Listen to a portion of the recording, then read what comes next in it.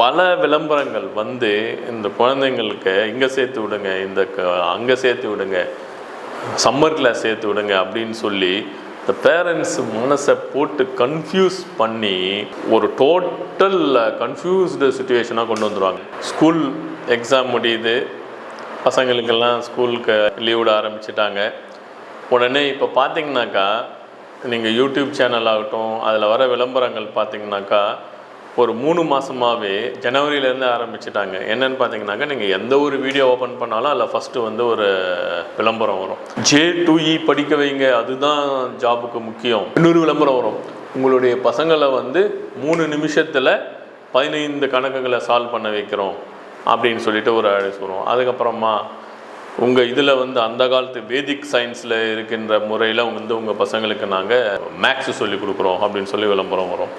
இந்த மாதிரி பல விளம்பரங்கள் வந்து இந்த குழந்தைங்களுக்கு இங்கே சேர்த்து விடுங்க, அங்கே சேர்த்து விடுங்க, சம்மர் கிளாஸ் சேர்த்து விடுங்க அப்படின்னு சொல்லி இந்த பேரண்ட்ஸ் மனசை போட்டு கன்ஃபியூஸ் பண்ணி ஒரு டோட்டல் கன்ஃபியூஸ்டு சுச்சுவேஷனாக கொண்டு வந்துடுவாங்க. நீங்கள் ஏதாவது ஒரு டூருக்கு பிளான் பண்ணியிருக்கலாம், இத்தனை நாள் படிச்சிட்ருக்காங்க பசங்க, ஒரு ரிலாக்ஸேஷனே இல்லாமல் இருக்கின்ற போது அட்லீஸ்ட் இந்த மே மாதம் ஒரு 30 நாளாவது வேறு எங்கேயாவது போயிட்டு வரலாம் அப்படின்னும் போது அதுக்கு வழிவிடாத அளவு இந்த மாதிரி இது பண்ணுறாங்க. இங்கே சேர்த்து விடுங்க, அங்கே சேர்த்து விடுங்க, ஆன்லைனில் சேர்த்து விடுங்க. இப்போ வந்து ஆன்லைன்லேயே சேர்த்து விடுங்கன்னா இன்னொரு விளம்பரம் வருது.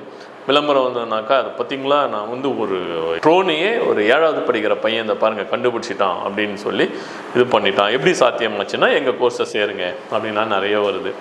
ஒரு 7வது படிக்கிற பையனுக்கு ட்ரோனை பற்றி சொல்லலாங்க, அவன் தெரிஞ்சிக்கலாம், எல்லாம் பண்ணலாம். அது ஸ்கூல்லேயும் சொல்லியிருப்பாங்க, நம்ம சொல்லிக் கொடுக்கலாம். உடனே பண்ணி முடிச்சிட முடியுமா அப்படின்னாக்கா ஒரு 10 லட்சம் பேரில் ஏதாவது ஒருத்தர் வந்து அந்த மாதிரி டேலண்ட்டாக இருக்கலாம், கண்டுபிடிக்கலாம். ஆனால் ஒரு நார்மல் லைஃப்பை லீட் பண்ணிகிட்டு இருக்கிற ஒரு குழந்தைக்கு வந்து இதெல்லாம் பயங்கர ஸ்ட்ரெஸ்ஸாக இருக்கும். அதுவே அந்த 10 மாதம் 11 மாதம் ஸ்கூல் எஜுகேஷனே குழந்தைக்கு ரொம்ப கஷ்டமான ஒரு எஜுகேஷனாக தான் இருக்குது. அதுக்கப்புறமா அங்கிட்டு போய் ஒரு கராத்தே கிளாஸில் சேர்த்து விட்றாங்க, ஒரு பாட்டு கிளாஸில் சேர்த்து விட்றாங்க, பாட்டு கிளாஸ் சேர்த்து விட்றாங்க, நல்லது தான் பண்ணுறாங்க. கராத்தே கிளாஸில் சேர்த்து விட்றாங்க. ஒரு 3வது படிக்கிற பையன், 4வது படிக்கிற பொண்ணு, இதுக்கு என்ன கராத்தே கற்றுக்க போதுங்க. அங்கே போய் நம்ம பார்த்தோம்னாக்கா இப்படி ஒரு காலத்துக்கு ஹா ஹூ ஹூன்னு அந்த ட்ரெஸ்ஸு போடுறாங்க பாருங்கள், அந்த காஸ்டியூமே அவ்வளோ காஸ்ட்லி. சாதாரண ஒரு பனியனும் ஒரு அதுங்க நார்மலாக போடுற டவுசரை போட்டு கராத்தே செஞ்சால் நான் வானான்னு சொல்ல போதா கராத்தேறாங்க. அவங்கள விட்டு ரொம்ப ஸ்ட்ரெஸ் பண்ணி விட்டால் இந்த 17 வயதில் சூசைட் அட்டம் பண்ணிக்கிட்டாங்க, 17 வயதில் ஒருத்தன் வந்து சைக்கோவம் ஆகிட்டான். இதெல்லாம் சொல்கிறது இந்த மாதிரி பேரண்ட்ஸ் கொடுக்குற ப்ரெஷரால் தான் வருதுன்றதை சொல்லி அட்லீஸ்ட் அந்த பசங்களுக்கு கொஞ்சம் ரிலாக்ஸேஷன் கொடுத்து பசங்க கூட உட்காந்து பேச